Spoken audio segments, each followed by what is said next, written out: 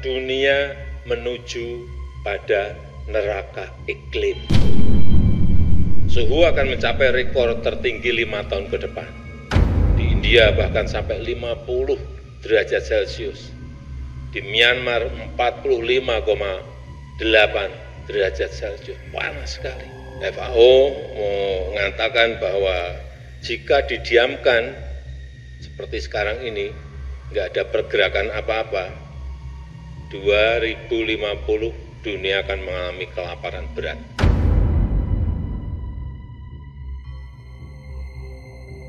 Assalamualaikum warahmatullahi wabarakatuh. Dunia menuju neraka iklim. Republik Indonesia dalam bahaya besar dalam 5 tahun ke depan. Kawasan Asia termasuk Indonesia mendapatkan peringatan khusus dari Perserikatan Bangsa-Bangsa. Peringatan tersebut terkait dampak pemanasan global dan perubahan iklim yang mungkin terjadi dalam kurun 5 tahun ke depan. PBB menyatakan bahwa kawasan Asia masuk ke dalam area berbahaya karena dunia akan menghadapi neraka iklim yang bisa berdampak pada krisis inflasi dan juga pangan. Apakah ini salah satu pertanda bahwa akan datangnya kemarau selama 3 tahun yang merupakan salah satu tanda kemunculan Dajjal? Selengkapnya hanya di #TV.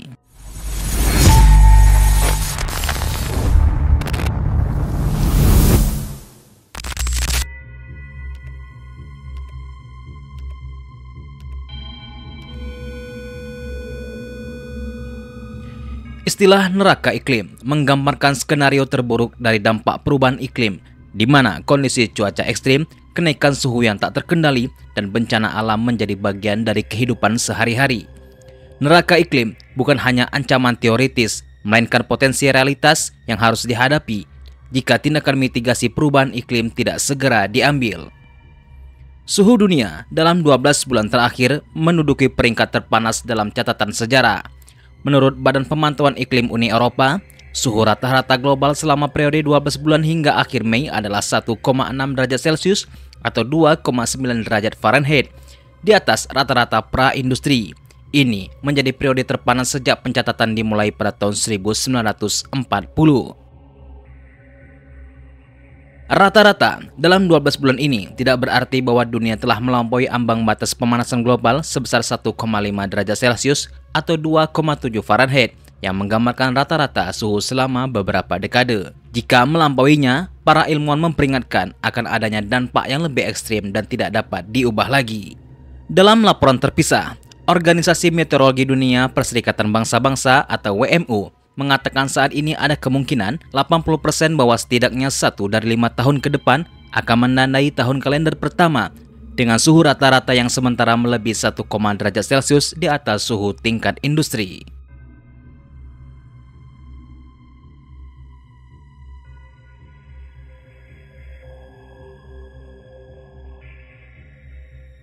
Neraka iklim merujuk pada situasi di mana perubahan iklim menyebabkan kondisi lingkungan yang sangat tidak bersahabat lagi bagi kehidupan manusia dan ekosistem.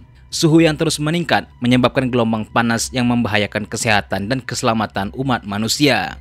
Bencana alam yang lebih sering dan parah, mencairnya es di kutub menyebabkan naiknya permukaan laut, mengancam kota-kota pesisir dan mengakibatkan pengungsian massal. Perubahan iklim juga mengganggu sistem pertanian, mengurangi hasil panen, dan menyebabkan kelangkaan pangan. Perubahan iklim dapat memaksa jutaan orang untuk meninggalkan rumah mereka, menyebabkan krisis migrasi dan potensi konflik atas sumber daya yang semakin langka. Akan banyak spesies hewan dan tumbuhan tidak mampu beradaptasi dengan cepat terhadap perubahan iklim yang mengakibatkan kepunahan massal dan hilangnya keanekaragaman hayati. Menurut FAO, Organisasi Pangan dan Pertanian Dunia, pada tahun 2050, dunia akan mengalami kekeringan yang berdampak pada kekurangan pangan jika ini terus dibiarkan. Jika kita bercermin dari situasi yang mungkin akan kita hadapi dalam 5 tahun ke depan, bagaimana akan datangnya kerusakan alam, suhu yang meningkat, hilangnya sebagian keanekaragaman hayati, kepunahan dan kekeringan yang mengakibatkan kelangkaan pangan, hal ini bagaikan salah satu pertanda akan datangnya fitnah terbesar, yang dalam ajaran Islam ini disebut dengan fitnah Dajjal. Setelah meteor jatuh, bumi dan ekosistem dan cuaca semuanya segala macamnya, iklim berubah menjadi sangat radikal. Manusia sangat susah untuk bisa bertahan hidup. Sahabat bertanya, "Ya Rasulullah, apa yang dapat kami makan? Apa yang dapat kami minum pada masa-masa kekeringan yang sangat global dan mengerikan itu?" Nabi menjawab, "Makan minum kalian pada masa itu." Karena yang dimakan nggak ada, Pak. Menjelang 3 tahun Dajjal keluar, kan ada 3 tahun kekeringan. 1 tahun pertama, sepertiga air dari langit Allah tahan, sama sekali tidak turun. Lalu tanam-tanaman di muka bumi ini sepertiganya mati. Akhirnya rawan pangan dan kekurangan makanan seluruh muka bumi. Kelaparan di mana-mana, Pak. Sekarang saja sudah mulai kita mendengarkan panas yang mengerikan di berbagai negara. Ya, kaum muslimin, tahun kedua menjelang Dajjal keluar, tahun keduanya 2/3 air dari langit Allah tahan, tidak turun lagi. 2/3 tanam-tanaman di muka bumi Allah biarkan mengering mati. Dan banyak tanam-tanam hewan-hewan ternak yang dapat dimakan juga mati. Orang berharap mudah-mudahan tahun ketiga ada perbaikan. Ternyata sama sekali air tidak turun lagi dari langit. Dan seluruh tanam-tanaman yang dapat dimakan, diminum, dan hewan-hewan yang dapat dimakan selama ini mati seluruhnya di mana-mana. Itulah kelaparan yang sangat dahsyat. Pada masa itu dalam kitab Al-Adabul Mufrad oleh Imam Bukhari disebutkan, tidaklah terjadi kiamat sampai seorang tetangga berani mendatangi tetangganya lalu membunuhnya hanya memperebutkan satu genggam roti.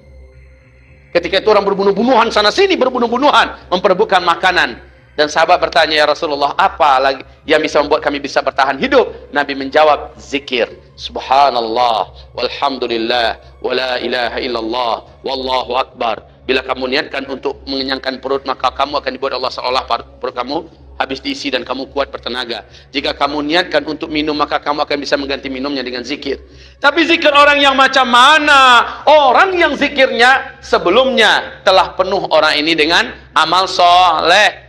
Dalam Sunan Ibnu Majah, Sahih Ibnu Khuzaimah, dan Mustadrak Al-Hakim diriwayatkan dari Abu Umamah bahwa Rasulullah SAW pernah mengabarkan, sesungguhnya menjelang kemunculan Dajjal ada 3 tahun yang sangat berat.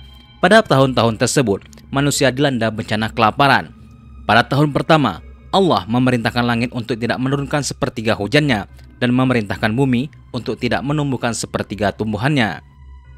Pada tahun kedua, Allah memerintahkan langit untuk tidak menurunkan 2/3 hujannya dan memerintahkan bumi untuk tidak menumbuhkan 2/3 tumbuhannya.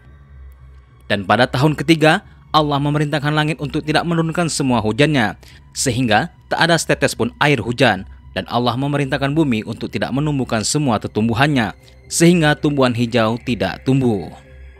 Kekeringan ini pun akan menjadikan umat manusia semakin lemah fisik dan iman, yang membuat mereka lebih mudah tunduk kepada Dajjal yang mengaku sebagai Tuhan pada saat itu.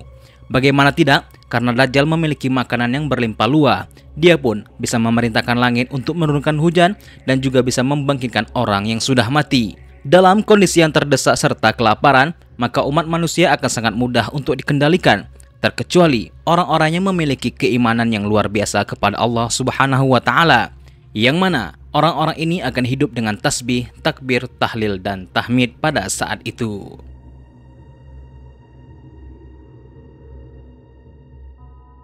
Peristiwa yang dikatakan oleh PBB adalah prediksi semata yang akan terjadi jika umat manusia terus-menerus melakukan kerusakan di muka bumi ini, yang bisa menyebabkan kenaikan suhu bumi serta ditambahnya fenomena badai matahari yang dikatakan akan terjadi pada tahun 2025 mendatang. Walaupun kedua fenomena ini memiliki penyebab dan dampak yang berbeda, namun keduanya dapat mempengaruhi kehidupan manusia secara signifikan. Kita semua tidak perlu panik dan khawatir dengan seluruh fenomena yang terjadi. Yang harus kita lakukan untuk menghindari neraka iklim ini adalah mengurangi emisi gas rumah kaca melalui penggunaan energi terbarukan, efisiensi energi, dan perubahan perilaku konsumen, menanam pohon dan melindungi hutan untuk menyerap karbon dioksida dari atmosfer, mengembangkan teknologi baru untuk menangkap dan menyimpan karbon, serta menciptakan solusi adaptasi untuk menghadapi perubahan iklim. Sebagai kesimpulan, neraka iklim adalah ancaman nyata yang bisa menjadi kenyataan jika langkah-langkah drastis tidak segera diambil untuk mengurangi emisi gas rumah kaca dan beradaptasi dengan perubahan iklim. Upaya kolektif dari seluruh dunia diperlukan untuk memastikan bahwa kita dapat menghindari skenario terburuk ini dan menciptakan masa depan yang lebih berkelanjutan bagi generasi mendatang. Bagaimana pendapat Anda mengenai neraka iklim ini? Silahkan tuliskan komentar terbaik Anda di kolom komentar dan jadilah orang pertama yang mendapatkan notifikasi dari kami. Wassalamualaikum warahmatullahi wabarakatuh.